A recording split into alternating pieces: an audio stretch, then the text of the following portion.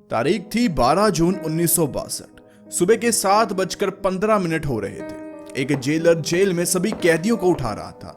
एक एक करके वो सभी ब्लॉक में मौजूद कैदियों को उठाता जाता है। फिर आता है वो बी ब्लॉक में। वो पहले सेल में जाता है। उस सेल का कैदी उठा हुआ था।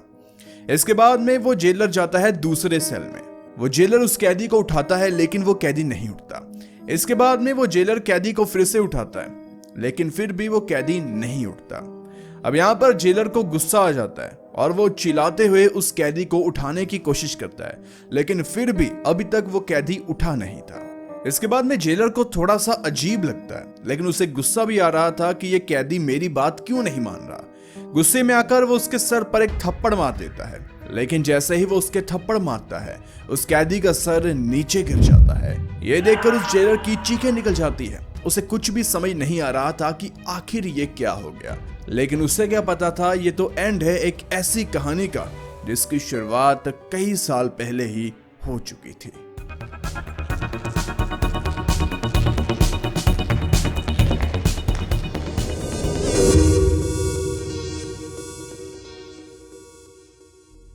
उन्नीस सौ 34 में अमेरिका में एक जेल बनती है, अल्काट्राज जेल। इस जेल को बनाने के बाद लोगों का कहना था कि अगर कोई भी आदमी इस जेल के मेन दरवाजे से अंदर चला गया तो वो अपनी सजा पूरी करने के बाद ही जेल से बाहर आ सकता था। इस जेल को समंदर के बीचों बीच बनाया गया था। अगर कोई भी कैदी यहां से भागने की कोशिश भी करता, पहले तो पकड़े जाने पर पुलिस वाले उसे वहीं पर मार देते, लेकिन अगर किसी तरह से वो जेल की बाउंड्री से बाहर चला भी जाता तो समंदर का इतना ठंडा पानी उसे 20 मिनट में ही मार देता। इस वजह से कहा जाता था कि इस जेल से कोई भाग नहीं सकता। अब भला अमेरिका इतनी हाई सिक्योरिटी वाली जेल क्यों बनाएगा और इस जेल में किन को रखेगा? इस जेल में रखे जाते थे बहुत ही खतरनाक गैंगस्टर, बहुत खतरनाक मुजरिम, और उसी के साथ साथ वो लोग इस जेल में आ जाते थे जो कि दूसरी जेल को तोड़कर या उस जेल से भागने की कोशिश करते पकड़े जाते, या भागने के बाद कई सालों के बाद वो पकड़े जाते। उसके बाद उन्हें नॉर्मल जेल्स में नहीं रखा जाता था, उन्हें सीधा अल्काट्राज जेल में भेजा जाता था, क्योंकि यहाँ से एस्केप करना नामुमकिन था। 20 जनवरी 1920 फ्रैंक मॉरिस नाम का ये बंदा अल्काट्राज जेल में सजा के लिए आता है। इस बंदे का गुनाह था कि इसने एक बैंक को लूटने की कोशिश की और इसमें वो पकड़ा भी गया। इसे 10 साल की सजा हुई। सजा मिलने के बाद ये जेल से भागने की कोशिश में पकड़ा गया। एक बार ये जेल से भाग भी गया था। उसके बाद में इसे अल्काट्राज जेल में भेज दिया गया। पहले समंदर के ठंडे ठंडे पानी से जब वह इस जेल में पहुंचता है तो जेल के अंदर मौजूद कैदियों को देखकर ये सोचता है कि यहाँ पर रहना बहुत मुश्किल हो जाएगा। इसने बहुत बड़ी गलती कर दी इस जेल में आकर। इसके बाद में 1-2 दिन के बाद ये ऐसे ही जेल के माहौल में घुल मिल जाता है। 1-2 दिन जेल में रहने के बाद इसकी मुलाकात होती है एलन वेस्ट नाम के इस बंदे से। ये पहले से ही इस जेल में मौजूद था। जब फ्रैंकली मॉरिस इसे देखता है तो खुश हो जाता है, क्योंकि ये दोनों पहले भी एक जेल में एक साथ थे और एलन वेस्ट भी जेल से भागने की कोशिश में पकड़ा गया। उसे अल्काट्राज भेज दिया गया और बाद में फ्रैंक मॉरिस को भी अल्काट्राज भेजा गया। अब ऐसे ही करते करते 6 महीने और निकल जाते हैं। इस जेल में एंट्री होती है एक बंदे की जिसका नाम होता है जॉन एंगलिन। जेल में आकर जब वो देखता है कि यहाँ पर एलन वेस्ट भी है, साथ में फ्रैंक मॉरिस भी है, तो वो भी खुश हो जाता है, क्योंकि वो भी एक जेल में इनसे पहले मिल चुका था। अब ये तीनों दोस्त बन चुके थे और इनका टाइम वहां पर बहुत अच्छे से निकलता है। ऐसे ही 3 महीने निकल जाते हैं। फिर जब दोपहर के समय जॉन एंगलिन जेल में लंच कर रहा था, उसके टेबल के पास एक आदमी आता है और वहीं पर बैठ जाता है। जब जॉन उसे देखता है तो फटाफट उसे गले लगा लेता है। वो आदमी के और नहीं बल्कि जॉन का ही भाई क्लैरेंस एंगलिन था, जो कि एक जेल को तोड़कर भागने की कोशिश में उसके साथ ही पकड़ा गया था। अब उसे भी अल्काट्राज जेल में भेज दिया गया। अब जेल में ये चारों, एलन वेस्ट, फ्रैंक मॉरिस, साथ में दोनों एंगलिन ब्रदर्स, एक साथ जब भी इन्हें मौका मिलता तो जेल में रहते और लंच हमेशा ये साथ में किया करते थे। अब यहाँ पर जब भी ये अपने सेल के बाहर होते थे तो एक साथ होने की कोशिश करते थे, लेकिन दिक्कत यहाँ पर ये थी कि इनका ब्लॉक अलग अलग था। मतलब कि जो एंगलिन ब्रदर थे उन दोनों का और साथ में एलन वेस्ट का ब्लॉक तो एक ही था, बी ब्लॉक, लेकिन फ्रैंक मॉरिस का ब्लॉक अलग था। इसलिए फ्रैंक मॉरिस अथॉरिटी को एक लेटर भेजता है और रिक्वेस्ट करता है कि मेरा सेल भी बी ब्लॉक में शिफ्ट कर दिया जाए। अब यहाँ पर अथॉरिटी वाले इसकी बात मान भी जाते हैं। अब इन चारों के सेल लगातार एक लाइन में आ जाते हैं बी ब्लॉक में, और जब ये अपने सेल में होते थे तो भी हमेशा एक साथ ही होते थे। देखो वैसे तो ये जेल बहुत ज्यादा स्ट्रिक्ट थी, लेकिन फिर भी जो कैदी थे उन्हें अपने पैशन या हॉबी को फॉलो करने की खुली छूट दी जाती थी। जैसे जेल में अगर किसी को पेंटिंग का शौक है तो पेंटिंग कर सकते हैं, किसी को म्यूजिक बजाना, गाना, किसी चीज का शौक है तो वो कर सकता है। और साथ में जो भी कैदी यहाँ पर थे उनको जॉब्स भी दी जाती थी।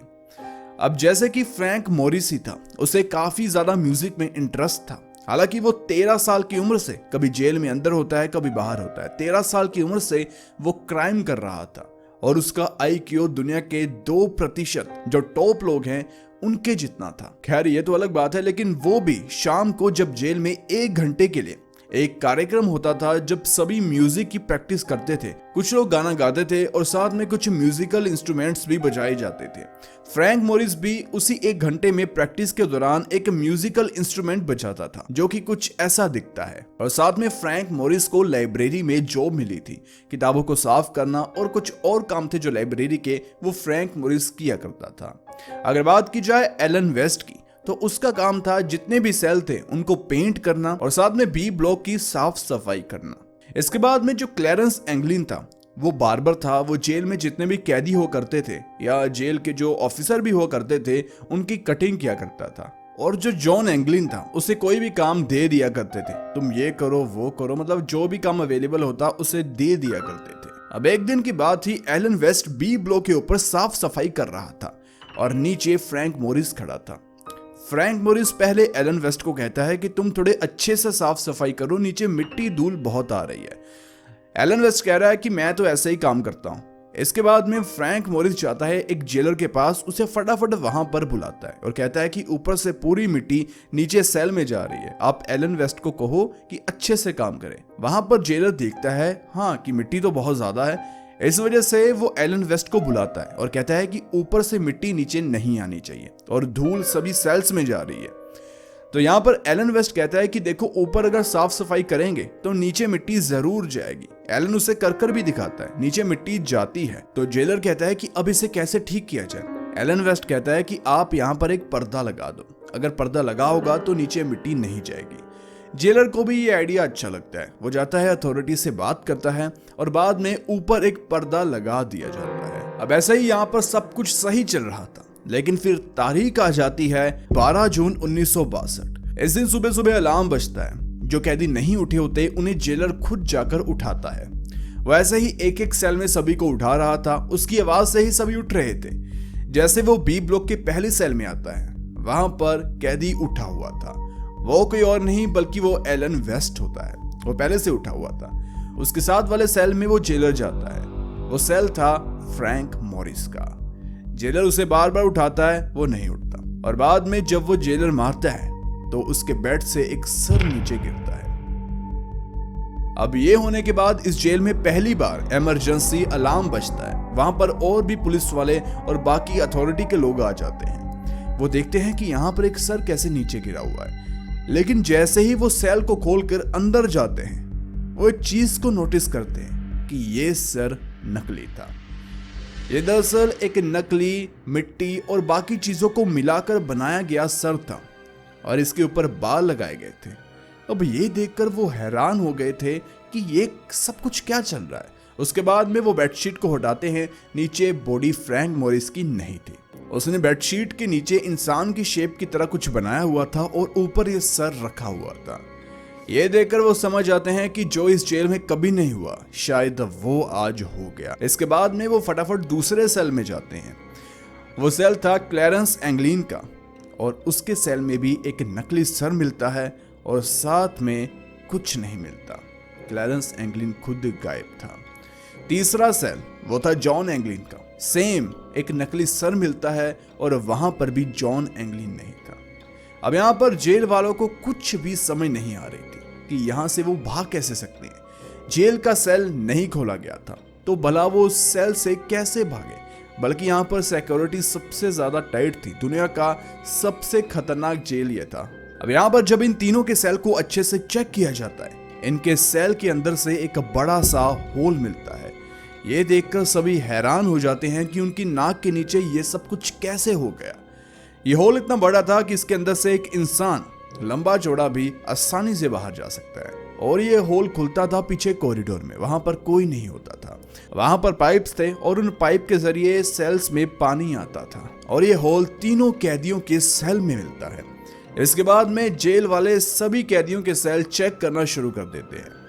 हालांकि किसी के सेल में कुछ नहीं मिलता, लेकिन जब वो एलन वेस्ट का सेल चेक करते हैं तो उसके सेल में भी वो बड़ा सा होल उन्हें नजर आता है। अब ये देखते ही अथॉरिटी वाले उसे फटाफट उठा लेते हैं और इंटेरोगेशन शुरू हो जाती है। जब एलन से बातचीत शुरू होती है, पहले पहले एलन वेस्ट बातों को नकारता है कि मुझे कुछ नहीं पता, ये होल कैसे आया और वो तीनों कहाँ हैं, मुझे इस बारे में कुछ नहीं पता। लेकिन बाद में पुलिस वाले कहते हैं कि तुमने जेल से भागने की कोशिश की है, इसकी सजा तुम्हें मिलेगी। अगर तुम चाहते हो तुम्हें सजा ना मिले, सरकारी गवाह बन जाओ और पूरी असली बात हमें बताओ। एलन यहाँ पर सोचता है कि वैसे भी वो पकड़ा तो गया है, उसे सजा तो मिलेगी, तो क्यों ना पुलिस वालों की मदद करे और अपनी सजा को माफ करवा ले। तो वो फिर सुनाता है अंदर की असली कहानी कि क्या क्या यहाँ पर हो रहा था। देखिए 1960 में जब फ्रैंक मॉरिस इस जेल में आया था, उसने एक बात को ठान लिया था कि मैं इस जेल के मेन दरवाजे से अंदर तो आ रहा हूँ, लेकिन बाहर मैं अपनी मर्जी से कभी भी चला जाऊंगा और इस जेल का मैं पहला कैदी बन जाऊंगा जो कि जिंदा इस जेल से भागा। इसी सोच के साथ वो इस जेल में आया था। फिर उसकी मुलाकात होती है एलन से। जब वो एलन से मिलता है, एक दो दिन की नॉर्मल बातों के बाद वो एलन का अच्छा दोस्त बन जाता है। वो उसे सब कुछ बता देता है कि वो क्या चाहता है और वो क्या क्या करेगा। पहले पहले एलन को ये बात बिल्कुल बेकार लगती है। उसे पता था कि इस जेल से भाग कोई नहीं सकता, लेकिन बाद में उसका भी मन हुआ कि कितनी ही देर हम इस जेल में बैठे रहेंगे, तो क्यों ना कुछ अलग तरीके का प्लान बनाकर यहाँ पर वो कर दिखाया जाए जो पहले कभी नहीं हुआ। तो यहाँ पर ये कोई तरीका ढूंढने की कोशिश करते हैं जिससे ये इस जेल से बाहर जा पाए। जैसा कि हम सभी जानते हैं कि जो एलन वेस्ट था वो ब्लॉक बी में साफ सफाई का काम करता था। एक दिन ऐसे ही एलन ब्लॉक बी में साफ सफाई कर रहा था, तभी उसकी नजर ब्लॉक बी में एक वेंटिलेशन होल पर पड़ती है। इस वेंटिलेशन होल की खास बात ये थी कि इसे जेल वालों ने सीमेंट से बंद नहीं किया था, मतलब कि उसके ऊपर जो ग्रिल लगी हुई थी, अगर कोई उसे खोल दे तो आसानी से पूरी छत के ऊपर जा सकता था। एलन इस बारे में सबको बताता है और यहाँ पर ये लोग प्लान बनाते हैं। लेकिन यहाँ पर सबसे बड़ी प्रॉब्लम ये थी कि जो ये वेंटिलेशन होल था ये ब्लॉक बी में था, लेकिन ये जो फ्रैंक था ये ब्लॉक बी में नहीं रहता था, इसका सेल किसी और ब्लॉक में था। इस वजह से ये अथॉरिटी से रिक्वेस्ट करता है कि उसका सेल चेंज किया जाए और उसे ब्लॉक बी में अपने दोस्तों के साथ रख दिया जाए, और अथॉरिटी इस बात के लिए मान भी जाती है। लेकिन के पास छत पर जाने का एक प्लान था वेंटिलेशन होल के जरिए, लेकिन सबसे बड़ी बात ये थी कि ये सब कुछ ऐसा दिन में तो कर नहीं सकते थे और रात के समय इन्हें इनके सेल में बंद कर दिया जाता था और इनके सेल के बाहर गार्ड खड़े होते थे और सेल से निकलना बहुत मुश्किल ही नहीं नामुमकिन था, क्योंकि देखिए जो सेल के दरवाजे थे वो बहुत मोटी मोटी रोड से बनाए गए थे, उन्हें काटा नहीं जा सकता था। मान लो इन्हें ये काट भी ले तो सामने गार्ड इन्हें पकड़ लेंगे, इस वजह से उस सेल से निकलना बहुत मुश्किल था। अब ये लोग अपना दिमाग दौड़ाने की कोशिश करते हैं। एक दिन इनकी नजर इनके सेल के पीछे बने एक कॉरिडोर एरिया पर पड़ती है और वहां पर बहुत सारे पाइप्स थे। इन लोगों ने सोचा कि हम इन पाइप के जरिए उस वेंटिलेशन होल तक जा सकते हैं जो कि छत पर लगा हुआ है, और इन पाइप के जरिए ही इनके सेल्स में पानी आता था। लेकिन अब भी सबसे बड़ी बात यही थी कि ये अपने सेल से बाहर निकलेंगे तो निकलेंगे कैसे। अब इनके पास ले देकर एक ही रास्ता बचता था और वो ये था कि ये अपनी दीवार को तोड़ दे जो कि सेल के अंदर थी, लेकिन ऐसा हो नहीं सकता था क्योंकि गार्ड इन्हें पकड़ लेंगे और इन्हें बहुत सजा मिल जाएगी उस वजह से। तो एक दिन इनकी नजर अपने सेल के अंदर एक लगी छोटी सी विंडो पर पड़ती है। वो विंडो बहुत ही छोटी थी, उस विंडो से आदमी बाहर तो जा नहीं सकता था, लेकिन एक बात थी, वो विंडो सीधा उस गैलरी तक जाकर खुलती थी जहां पर पाइप थे और वहां से वो उस वेंटिलेशन तक आसानी से जा सकते थे। तो इन लोगों ने सोचा कि अब एक ही रास्ता है, इस विंडो को किसी तरीके से बड़ा किया जाए, और ये अपने काम के लिए लग जाते हैं। इस काम के लिए करते हैं जेल में एक बहुत बड़ी चोरी जो कि थी चम्मच की और पुराने चाकू की और साथ में थोड़े बहुत ब्लेड्स की। ये रोज थोड़ा थोड़ा उस होल को बड़ा करते जाते। चम्मच से, नाइफ से, जितने इनके पास औजार थे, चारों अपने अपने सेल में ऐसा कर रहे थे। अब इन्हें पता था कि अगर ये ऐसे ही धीरे धीरे इस होल को बड़ा करते जाएंगे, होल तो एक दिन बड़ा हो जाएगा, लेकिन इसमें टाइम बहुत लग जाएगा और ऐसा भी हो सकता है कि किसी दिन ये पकड़े जाएं जब जेल की मरम्मत हो। हालांकि इसका भी इनके पास जुगाड़ था, जो कि आगे आपको बताते हैं। अपने इस प्रोसेस की स्पीड को बढ़ाने के लिए इन्होंने जेल से एक पुराने खराब वैक्यूम क्लीनर को चुरा लिया और उस वैक्यूम क्लीनर को एक ड्रिल मशीन बना दिया, क्योंकि इनके पास दिमाग तो बहुत था। लेकिन अब मुद्दे की बात यह है कि जब ड्रिल मशीन चलेगी तो वहां पर बहुत ज्यादा शोर होगा, तो ये तो पकड़े जाएंगे। लेकिन ये उस ड्रिल मशीन का इस्तेमाल तब करते थे जब जेल में 1 घंटे का वो म्यूजिक शो चलता था। उस वजह से म्यूजिक की वजह से काफी ज्यादा शोर होता था और किसी का ध्यान नहीं पड़ा कि ये कैदी अपने सेल में क्या कर रहे हैं। इन्होंने उस होल को उस मशीन के जरिए जल्दी से बड़ा कर लिया। लेकिन अब दूसरी बात यह थी कि जब वो होल बड़ा हो जाएगा, अगर कोई गार्ड इन्हें उठाने के लिए और या वैसे भी वहां से गुजरेगा तो वो देख लेगा कि इस दीवार में होल है और फिर ये पकड़े जाते। तो इन्होंने दिमाग लगाया, इन्होंने एक कार्डबोर्ड लिया और उस कार्डबोर्ड के ऊपर सेम उस सेल के रंग जैसा रंग किया। उसके बाद में ये उस होल को उस कार्डबोर्ड और उसके ऊपर लगी एक नकली जाली से छुपा देते, जैसे किसी को वो होल दिखा ही नहीं। और वो ऐसे ही रोज आते और उस होल को बड़ा करते और बाद में हल्का हल्का सीमेंट लगाने के बाद उस कार्डबोर्ड को वहां पर लगा देते। अब ऐसे ही कई महीने करने के बाद इन्होंने होल को इतना बड़ा कर लिया था कि ये उस सेल से निकलकर पीछे गैलरी में जा सके और उस गैलरी से पाइप के जरिए उस वेंटिलेशन होल के साथ छत पर यह पहुंच सकते थे। लेकिन छत पर पहुंचकर भला ये करते क्या, क्योंकि सबसे बड़ा मिशन तो अब इनके सामने था कि किस तरीके से ये इतने ठंडे समंदर के पानी से बचकर दूसरी ओर जाएंगे, उस समंदर से ये कैसे लड़ाई करेंगे। इसके लिए भी इनके पास एक पूरा प्लान था। इसके बाद में इनके प्लान 2 की शुरुआत होती है। देखिए, जैसा कि मैंने आपको बताया कि जो फ्रैंकली था वो काम करता था लाइब्रेरी में। एक दिन ऐसे ही वो लाइब्रेरी में साफ सफाई जल्दी से कर देता है। बाद में वो किताबें पढ़ रहा था। किताबें पढ़ते पढ़ते उसके हाथ में एक किताब लगती है जिसमें बताया गया था कि इमरजेंसी में अपनी जान बचाने के लिए कैसे आप रेनकोट के जरिए एक बोट बना सकते हैं और उसे एक लाइफ जैकेट बना सकते हैं जिससे आप बच जाएंगे। अब फ्रैंकली को ये काम बहुत ही अच्छा लगता है। उसके दिमाग में ये आइडिया आता है कि क्यों ना हम भी रेनकोट के जरिए एक बोट बनाएं जिससे इस समंदर को पार करके हम दूसरी जगह जा पाएंगे। इसके बाद में ये इस जेल से रेनकोट की चोरी करना शुरू कर देते हैं। इस काम में बाकी इनके साथियों ने भी, मतलब कि इन चारों के अलावा बाकी जो इनके यार दोस्त थे इस जेल में, जो कि गैंगस्टर और बाकी लोग थे, उन्होंने भी काफी साथ दिया। उन्होंने बहुत मदद की और चुरा चुरा कर रेनकोट वो इनको देते गए। अब उन्होंने कभी नहीं सोचा था कि ये लोग इससे बोट बनाएंगे और क्या क्या ये कर जाएंगे। खैर, इसके बाद में अब सबसे बड़ी बात थी कि भला ये बोट बनाएंगे कैसे, क्योंकि इन्होंने 50 से 60 रेनकोट तो चोरी कर लिए थे और इतने ही इन्हें चाहिए थे। तो ये बोट बनाएंगे कहां पर? अगर ये अपने सेल में बनाते तो जरूर पकड़े जाते, और वैसे भी ये सेल में बनाते नहीं, क्योंकि ये तो बहुत बेवकूफी वाली बात होती। तो इन लोगों ने सोचा कि बोट को हम एक ही जगह पर बना सकते हैं, और वो है ब्लॉक बी की छत। वहां पर कोई सेल नहीं, वहां पर कोई आता जाता नहीं, वो खंडर पड़ी हुई जगह है। बस इन्हें एक डर था कि कहीं हमें वहां पर बोट बनाते बनाते कोई देख ना ले, क्योंकि ऐसा तो नहीं था कि एक दिन में ये बोट बन जाएगी, कम से कम कुछ हफ्ते तो इसमें लगने वाले थे। इसलिए इन लोगों ने प्लान बनाया और एलन वेस्ट को कहा कि कल जब तुम ऊपर सफाई करोगे तो थोड़ी मिट्टी नीचे आनी चाहिए। एलन वेस्ट ऐसा ही करता है और मिट्टी नीचे फेंकता जाता है। नीचे खड़ा होता है फ्रैंक जाता है पुलिस वालों के पास और कहता है कि देखो, एलन अच्छे से सफाई नहीं कर रहा। पुलिस वाला ऊपर जाता है और कहता है कि क्या दिक्कत है तुम्हें? एलन कहता है कि यहाँ पर पर्दा लगाओ, फिर ही मिट्टी नीचे नहीं आएगी। और पुलिस वाले कहते हैं चलो ठीक है, लगा देते हैं।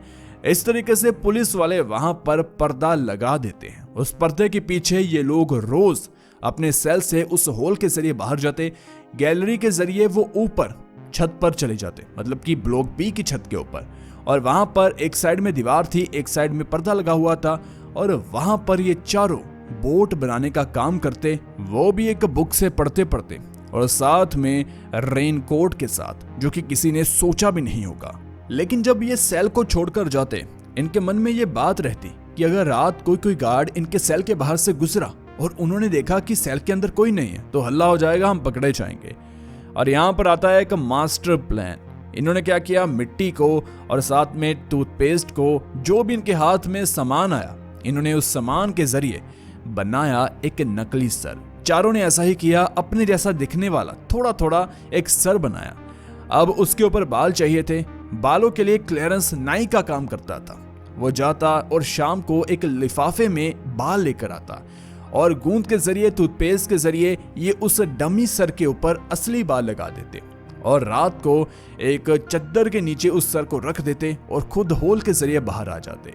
अगर सेल के बाहर से कोई भी गुजरता, वो देखता कि ये तो सो रहा है, तो बस वो आगे निकल जाता। इस तरीके से इन्होंने ये प्लान बनाया और किसी को कुछ पता ही नहीं चला कि ये चारों रात के समय होल के जरिए बाहर जाते हैं और सेल में कोई नहीं होता और वापिस आते हैं, होल को सीमेंट के जरिए बंद करते हैं थोड़ा सा और सो जाते हैं कुछ टाइम के लिए।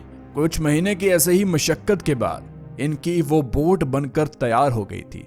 लेकिन ये बोट को चेक तो कर लेते हैं, लेकिन उसके अंदर की हवा को निकाल देते हैं ताकि वो बोट उस वेंटिलेशन होल के जरिए बाहर निकल पाए। देखिए, दिसंबर 1961 को इन्होंने अपने प्लान के ऊपर काम करना शुरू किया था और अब आ गया था जून 1962, यानी कि 7-8 महीने लग गए इनको ये सब कुछ करते करते। अब डेट आ जाती है 12 जून 1962। उस दिन ये रोज की तरह उस डमी हेड को 9:30 बजे रात के बेड पर लगाते, चद्दर से बॉडी की शेप बनाते और होल के जरिए बाहर जाते। आज इनके भागने का टाइम था। 3 लोग तो अपने सेल से बाहर आ जाते हैं, एंगलिन भाई और साथ में फ्रैंक मॉरिस आ जाते हैं। लेकिन एलन वेस्ट ने थोड़ी सी गलती कर दी थी।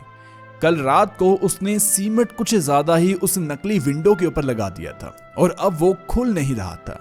बाहर से ये तीनों भी कोशिश करते हैं, अंदर से एलन वेस्ट भी कोशिश करता है कि वो विंडो किसी भी तरीके से खुल जाए, लेकिन वो नहीं खुलती। यहाँ पर एलन वेस्ट को वो तीनों कहते हैं कि तुम इसे खोलने की कोशिश करो, हम बाकी के काम निपटाकर वापस आते हैं।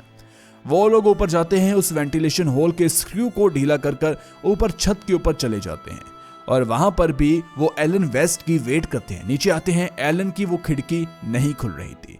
वो फिर से ऊपर जाते हैं और एलन की वेट करते हैं, लेकिन एलन नहीं आता। उसके बाद में वो 50 फीट लंबे एक पाइप के जरिए छत से सीधा जेल के बाहर आ जाते हैं और अब वो खड़े थे समंदर के किनारे पर। वहां पर जाकर वो अपने उस रेनकोट से बनाई गई बोट को बाहर निकालते हैं और जिस म्यूजिकल इंस्ट्रूमेंट को फ्रैंक मॉरिस जेल के अंदर बजाता था, उसके अंदर की वो सीटी को निकाल देते हैं ताकि आवाज ना आए और उसके अंदर वो बोट का पाइप डालकर उसी से हवा भरते हैं। इसी वजह से फ्रैंक मॉरिस अंदर जेल के भी कॉन्सर्टीना मतलब ये म्यूजिकल इंस्ट्रूमेंट बजाता था। दूसरी तरफ इतनी देर में एलन की वो खिड़की भी खुल जाती है। वो उस पाइप के जरिए दौड़कर ऊपर जाता है और वहां पर उसके दोस्त नहीं होते, लेकिन उसके दोस्तों ने वो लाइफ जैकेट और बाकी चीजें उसके लिए छोड़ी थी जो कि जरूरी थी। वो दौड़कर नीचे देखता है, लेकिन एलन के दोस्त यानी कि ये तीनों बोट के जरिए अब तक वहां से जा चुके थे। उन्होंने एलन का बहुत इंतजार किया, लेकिन एंड में उन्हें मजबूरी में जाना ही पड़ा। उसके बाद में एलन अपने सेल के अंदर वापस आ जाता है। उसे पता था कि अगर इन्वेस्टिगेशन हुई, सेल को चेक किया तो वो भी पकड़ा जाएगा। खैर वो सो जाता है और सुबह होती है। उसके बाद जो हुआ वो सब आप जानते हैं। खैर अगले दिन जब पता चला कि ये तीनों बोट के जरिए यहां से भागे हैं, तो पुलिस ने आसपास के आधे समंदर तक को छान लिया, लेकिन उन्हें कोई नहीं मिला। हेलीकॉप्टर के जरिए भी ऊपर से नजर रखी गई, लेकिन फिर भी उन्हें कोई नहीं मिला। इसके बाद FBI को जानना था कि आगे का प्लान क्या था। वो एलन से पूछते हैं। एलन कहता है कि आगे का प्लान कुछ ऐसा था कि वो लोग एंजल आइलैंड पर जाएंगे, वहां पर जाकर थोड़े बहुत बाल और दाढ़ी काटेंगे और सबसे इंपॉर्टेंट वो जेल के कपड़े वहां पर उतारेंगे और किसी के कपड़े चुराकर हमेशा हमेशा के लिए देश से बाहर चले जाएंगे।